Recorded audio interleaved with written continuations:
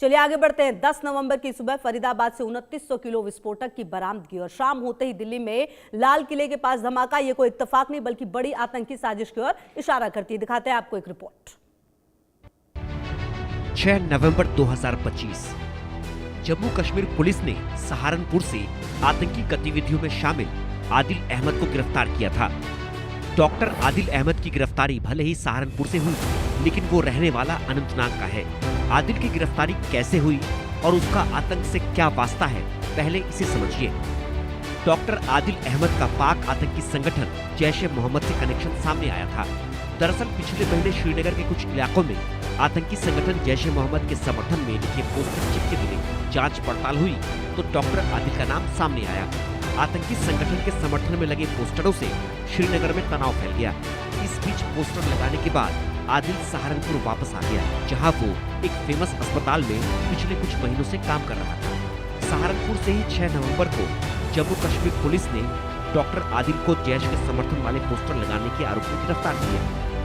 जांच आगे बढ़ी तो कई चौंकाने वाले खुलासे सामने आए।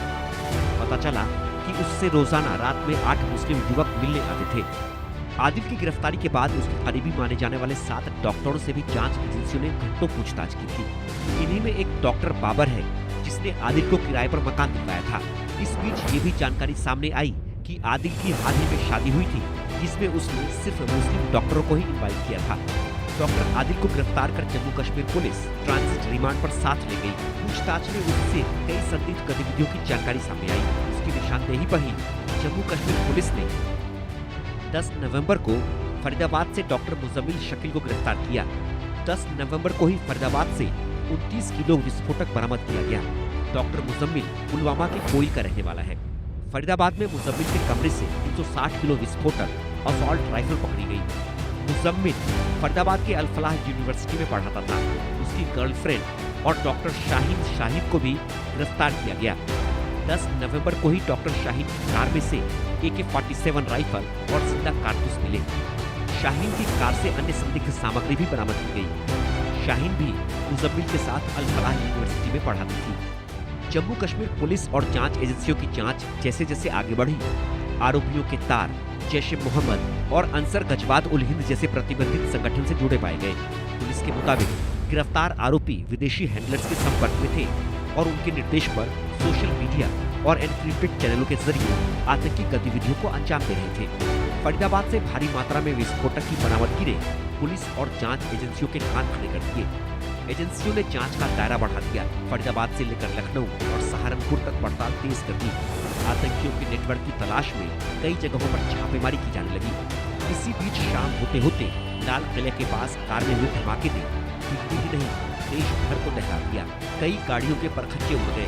सड़क पर इंसानी शरीर के टुकड़े और खून फैल गया। देर रात तक 8 लोगों के मरने की पुष्टि की गई। मंगलवार को धमाके में मारे गए लोगों का आंकड़ा बढ़कर 12 हो गया।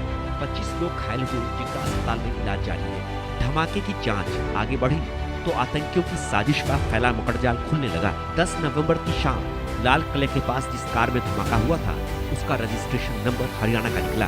मंगलवार को धमाके वाली कार से जुड़े सीसीटीवी फुटेज ने कई रहस्यों से पर्दा उठा दिया। फुटेज से कार को चलाने वाले संदिग्ध की पहचान सामने आई। कार चला रहा संदिग्ध पहलगाम का रहने वाला डॉक्टर उमर निकला। डॉक्टर उमर सोमवार सुबह ही फरीदाबाद से कार से दिल्ली पहुंचा था। लाल किले के पास पार्किंग में उसकी गाड़ी करीब 3 घंटे खड़ी रही। इस दौरान काला मास्क लगाए उमर गाड़ी से बाहर निकला। शाम 6:52 पर उसकी गाड़ी रेड लाइट के पास धीमी हुई। इसी दौरान उसकी कार के पिछले हिस्से में जोरदार धमाका हुआ। धमाके के साथ ही कार में भीषण आग लग गई। डॉक्टर उमर विस्फोटकों के साथ खुद को उड़ा रहा था। रविवार को ही कार के मालिक सलमान को गुरुग्राम से पकड़ा गया। सलमान ने बताया कि उसने गाड़ी बेच दी थी। बाद में गाड़ी के कई बार खरीदने और बेचने की बात सामने आई। इस बीच मंगलवार को डॉक्टर उमर की पहचान सामने आते ही पुलवामा से उसकी मां, भाई और पिता को गिरफ्तार कर लिया गया। उमर के डीएनए का परिवार के डीएनए से मिलान कराया जाएगा। पहलगाम से ही डॉक्टर उमर के करीबी डॉक्टर सज्जाद की भी गिरफ्तारी हुई। शुरुआती जांच में धमाके के पीछे आतंकी साजिश का शक गहराने लगा। दोपहर को गृह मंत्री अमित शाह ने हाई लेवल की मीटिंग के बाद धमाके की जांच एनआईए को सौंप दी। विस्फोटक मामले में गिरफ्तार लेडी डॉक्टर शाहीन शाहिद को लेकर एक नया खुलासा भी सामने आया, जिस ने विस्फोटक और दिल्ली धमाके में आतंकियों का हाथ होने के शक को गहरा दिया। सूत्रों के मुताबिक लेडी डॉक्टर शाहीन आतंकी संगठन जैश ए मोहम्मद की महिला विंग जमात उल मोमिनात की भारत में हेड थी, जबकि जैश के इस महिला विंग की चीफ पाकिस्तान में जैश सरगना मसूद अजहर की बहन सादिया अजहर है। अब तक की जांच में आतंकी साजिश के तार जुड़ते दिख रहे हैं। इस बीच मंगलवार देर शाम को यूपी एटीएस ने गिरफ्तार लेडी डॉक्टर शाहीन शाहिद के भाई परवेज को लखनऊ से हिरासत में लिया है। अभी तक आधिकारिक रूप से दिल्ली धमाके को आतंकी हमला नहीं बताया गया है, लेकिन अब तक की जांच संकेत दे रही है कि ये आतंकी हमला हो सकता है। पुलिस और एजेंसियां पुख्ता सबूत जुटा रही हैं। Bureau report, India news.